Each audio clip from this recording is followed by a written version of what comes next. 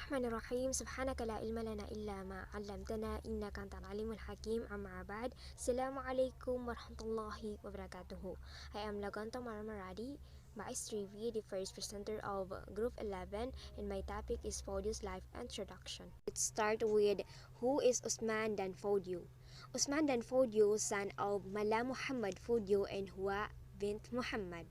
He is a Nigerian man. In Arabic, Osman bin Fodio bin Mala Muhammad Fodio wa Hua bint Muhammad. And the next one is, where is Osman dan Fodio from? So Osman dan Fodio is from Gober.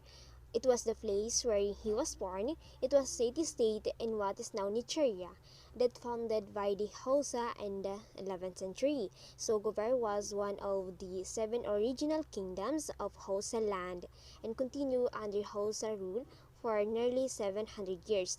Its capital was the city of Al-Kalawa. And the second one is, what is the history of Osman dan Fodio? So Osman dan Fodio is an Islamic preacher, reformer, scholar, and statesman. So if you don't know what is a reformer, it is a person who makes changes to something in order to improve it.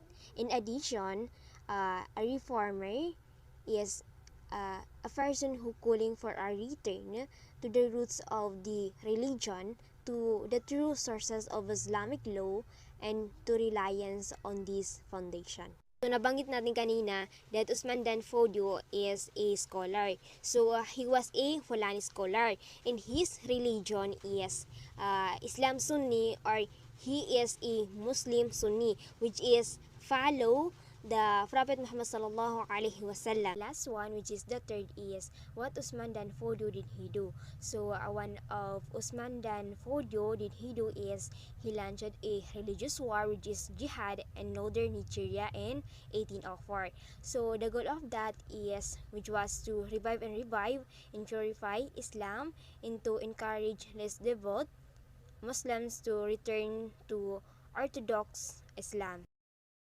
So the question here is, as a Muslim, what is jihad? What jihad means? ما هو جهاد؟ جهاد أو جهاد في سبيل الله هو مصطلح إسلامي يعني جميع الأفعال أو أقوال التي تتم لنصر الإسلام أو لصد عدو يستهدف المسلمين أو لتحرير الأرض مسلم أو لمساعدة المسلم والمسلمين عامة. Jihad means struggle or for the sake of God, which is Allah subhanahu wa ta'ala, is an Islamic term that means all action or words that are done to spread Islam, or to repel an enemy targeting Muslims, or to liberate a Muslim land, or to help a Muslim and Muslims in general. That's all. Thank you. Shukran ala husn istima'i wa jazakumullahu khairan. Wassalamu alaikum warahmatullahi wabarakatuh. Assalamu alaikum and good morning to all. My name is NHOR-AIN LINGGAYAN, and my assigned topic is about FODIO'S contribution to knowledge. Sheikh Osman ibn Fodio's greatest contribution is in the field of learning. So, si Osman ibn Fodio ay malaki ang naging contribution niya pagdating sa kaalaman. Kahanga-hanga't napakarami siyang nagawang sulatin or libro, which is umabot sa total of more than 100 of works. Ibn Fodio was a prolific writer. He produced copious copies of literature. So, si Ibn Fodio ay prolific writer. Gumawa siya ng napakaraming kopya ng mga panitikan. Marami sa kanyang mga nagawa ay nakabaon or nakatago pa sa iba't ibang parte ng mundo. Ang iba naman ay na-publish na, pero kakaunti lang ang may kopya nito. Dahil kakaunting lugar lang or bansa pa lamang ang nakakatanggap ng kopya nito.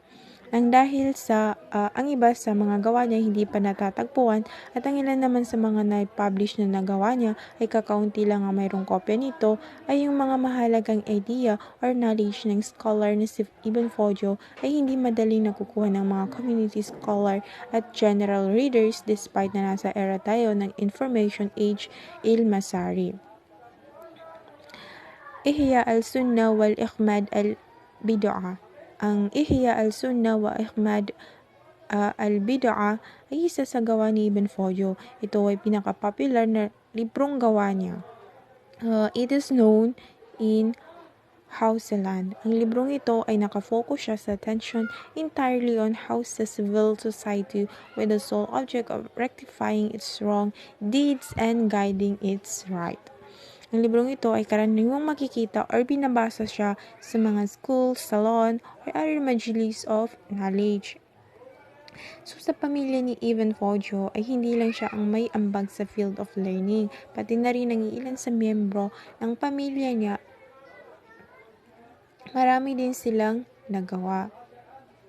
His brother and Wazir, Wazir Abdullahi, had over 90 works, including a tafsir or Quran exegesis titled Diya al-Tawil.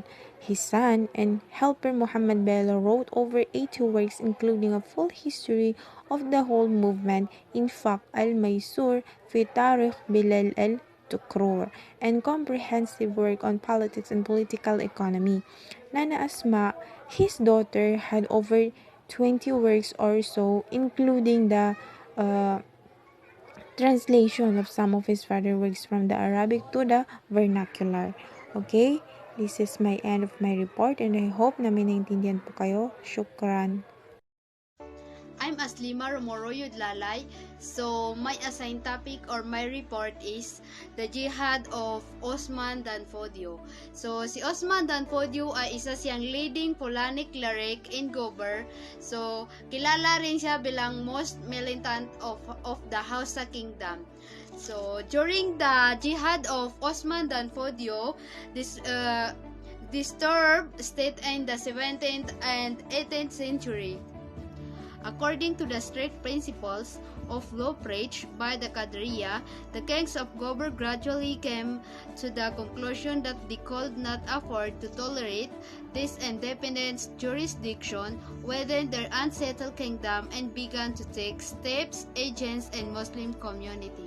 In 1804, the situation became just that the Osman felt he had no alternative but to declare a jihad and to adopt a role of an independent Muslim ruler, Amir al-Mu'min. In 1826, Osman dan Fodio, he was the effective master of a new Islamic state through the traditional kings were maintained and office until 1846. When the puppet of the time rebelled against Al-Khanimis, son and successor Omar, but was defeated and killed.